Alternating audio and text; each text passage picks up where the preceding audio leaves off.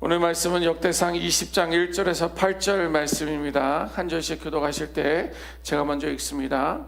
해가 바뀌어 왕들이 출전할 때가 되매 요압이 그 군대를 거느리고 나가서 암몬 자손의 땅을 격파하고 들어가 랍바를 에워싸고 다윗은 예루살렘에 그대로 있더니 요압이 랍바를 쳐서 함락시키매 다윗이 그 왕의 머리에서 보석 있는 왕관을 빼앗아 달아보니 금 한 달란트라. 그들의 왕관을 자기 머리에 쓰니라. 다윗이 또 그 성에서 노력한 물건을 무수히 내오고 그 가운데 백성을 끌어내어 톱과 쇠도끼와 돌서래로 일하게 하니라. 다윗이 암몬 자손의 모든 성읍을 이같이 하고 다윗이 모든 백성과 함께 예루살렘으로 돌아오니라. 이후에 블레셋 사람들과 게셀에서 전쟁할 때에 후사 사람 십부게가 키가 큰 자의 아들 중에 10배를 쳐 죽임에 그들이 항복하였더라. 다시 블레셋 사람들과 전쟁할 때에 야일의 아들 엘하난이 가드 사람 골리앗의 아우 라흐미를 죽였는데 이 사람의 창자루는 배틀채 같았더라. 또 가드에서 전쟁할 때에 그곳에 키 큰 자 하나는 손과 발에 가락이 6씩 모두 24이 있는데 그도 키가 큰 자의 소상이라. 그가 이스라엘을 능욕함으로 다윗의 형 시므아의 아들 요나단이 그를 죽이니라. 가드의 키 큰 자의 소생이라도 다윗의 손과 그 신하의 손에 다 죽었더라. 아멘. 오늘 본문 역대상 20장은 다윗 시대의 전쟁 기록을 이제 정리하고 있습니다.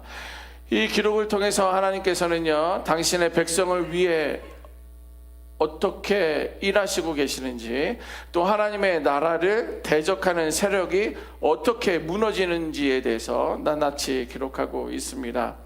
특별히 오늘 본문은요, 하나님의 백성들이 어떻게 살아가야 하는지에 대해서 가르쳐주고 있습니다. 먼저 1절에서 3절 말씀은요, 하나님께서 맡기신 사명을 끝까지 감당해야 함을 기록하고 있습니다. 1절 한번 보시겠습니까?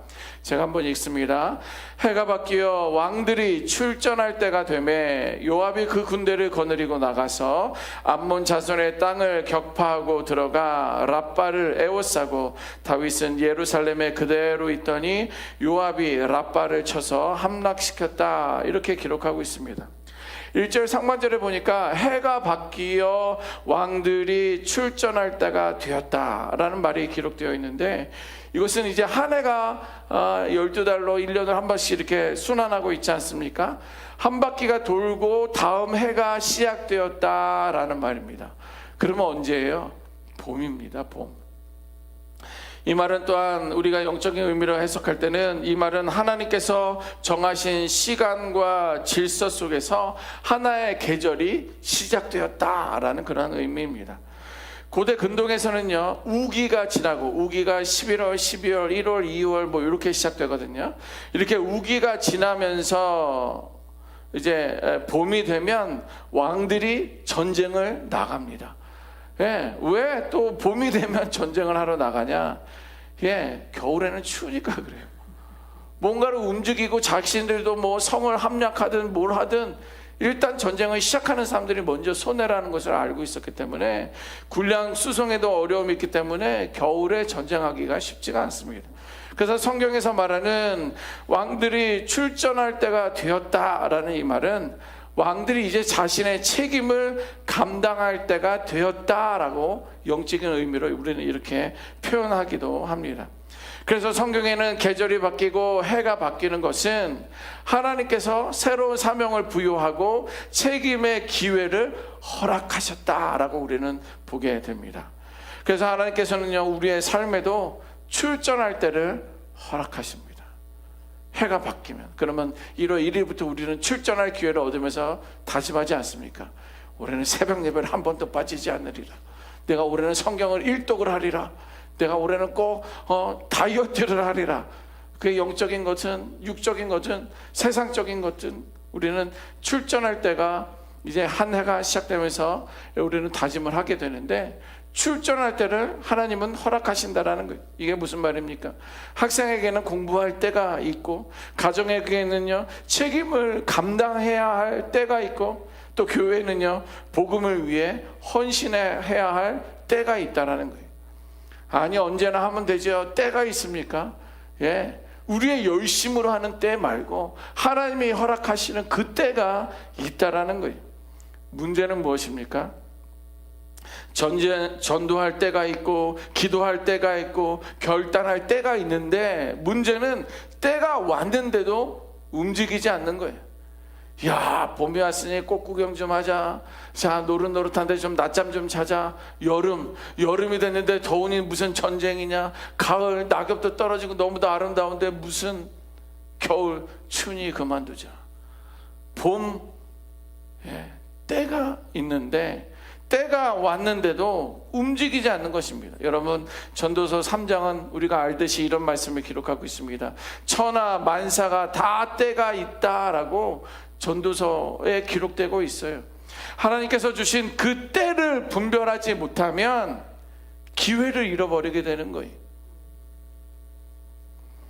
우리의 신앙도 마찬가지입니다. 하나님께서 보내실 때는 순종하는 것이 믿음입니다.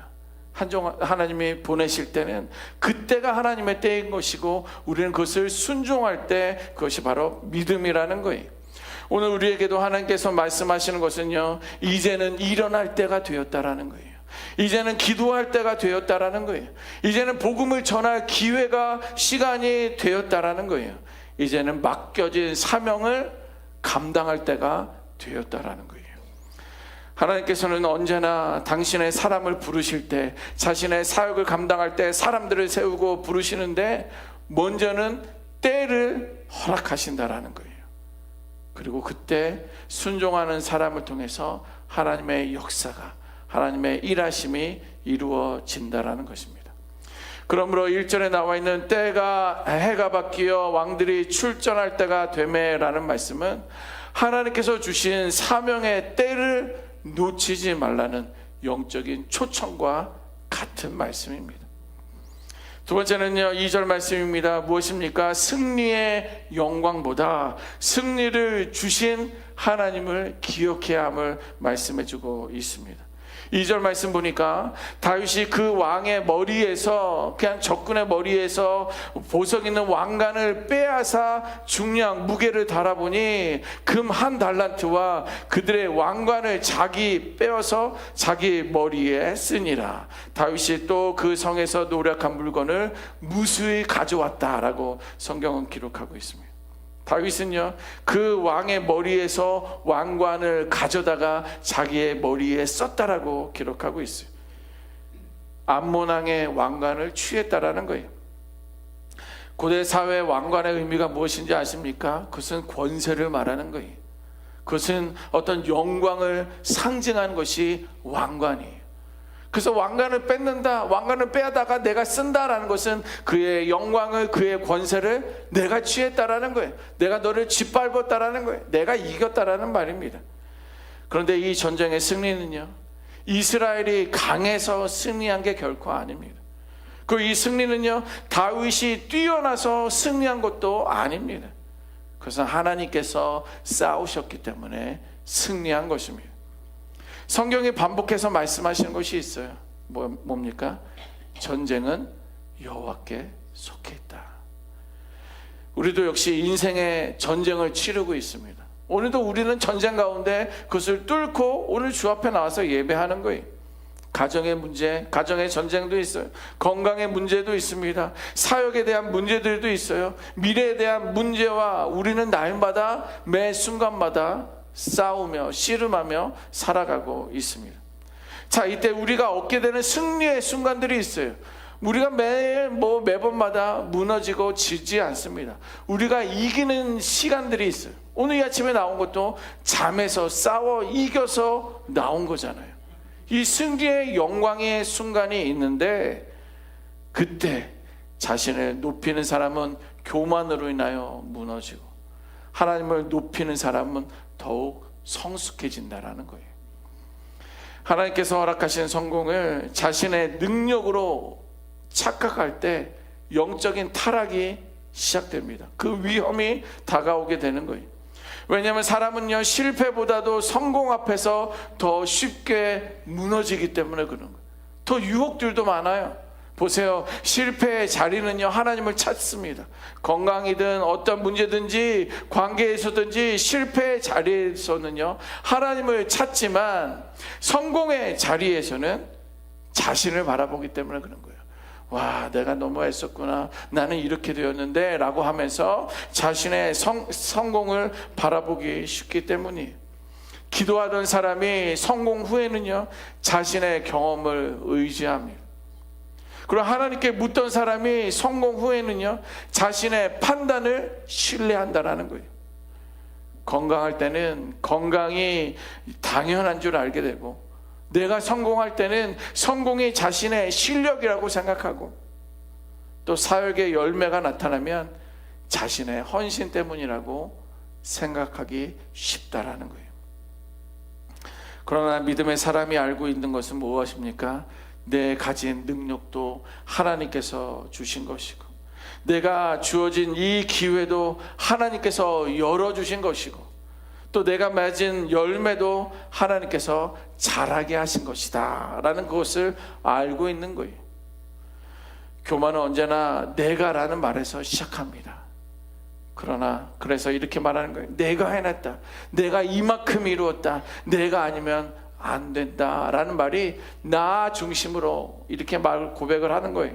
그러나 겸손은 무엇입니까? 언제나 하나님께서라는 고백으로 이어집니다. 하나님께서 은혜를 베푸셨습니다. 하나님께서 길을 열어주셨습니다. 하나님께서 여기까지 인도해 주셨습니다 라는 그런 고백이 있는 거예요. 여러분, 교만은 갑자기 우리에게 찾아오지 않습니다. 다윗이 왕관을 뺐으며 늘 다윗은 그 자리, 그 성공의 그 승리의 자리에서 늘 하나님 앞에 묻고 기도하며 예배했던 사람이에요. 교만은 갑자기 찾아오지 않아요. 하나님의 은혜를 잊어버리는 순간부터 스며시 찾아오는 거예요. 하나님의 은혜를 잊는 순간부터. 그래서 영적인 타락은요, 성공의 정상에서 찾아오게 됨을 우리는 늘 인지하고 있어야 됩니다. 그러면 우리는 성공할 때마다 이렇게 고백해야 합니다. 나 된 것은 하나님의 은혜로다. 이렇게 고백할 수 있는 우리 모두가 되시기를 주님의 이름으로 축원합니다.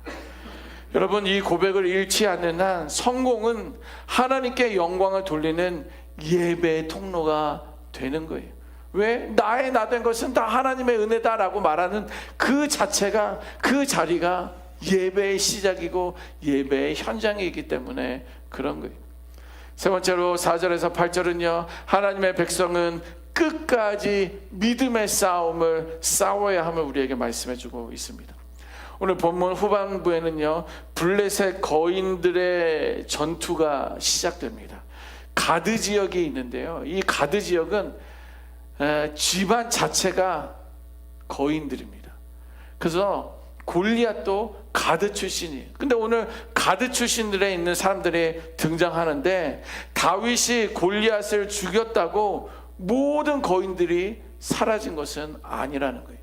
골리앗의 동생도 오늘 등장하지 않습니까? 골리앗이 들고 있었던 창, 그 배틀채 같다라는 그 어마무시한 그 무게와 사이즈에 대한 이야기가 골리앗의 동생도 등장하면서 그것을 들고 나왔다라고 성경은 기록하고 있습니다. 한 명이 쓰러졌지만 또 다른 거인들이 계속적으로 등장함을 우리에게 말씀해주고 있습니다. 이것은요, 우리의 신앙에 대한 여정을 말씀해주고 있는 거예요. 예수님을 믿는다고 해서 모든 문제가 한 번에 사라지지 않는다라는 거예요.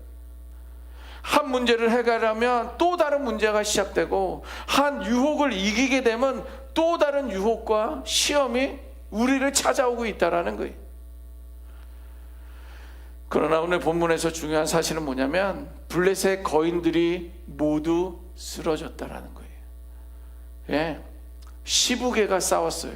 또 엘하나난이 싸웠습니다. 또 요나단이 싸워서 그들을 죽였다라는 거예요. 무슨 말입니까? 하나님의 백성들이, 저와 여러분들이 각자의 자리에서 믿음으로 싸울 때, 저거는 이제 권사님의 문제니까, 저거는 장로님의 문제니까 본인들이 기도해야 하는 거야, 그거 아니야? 본인들도 싸우죠.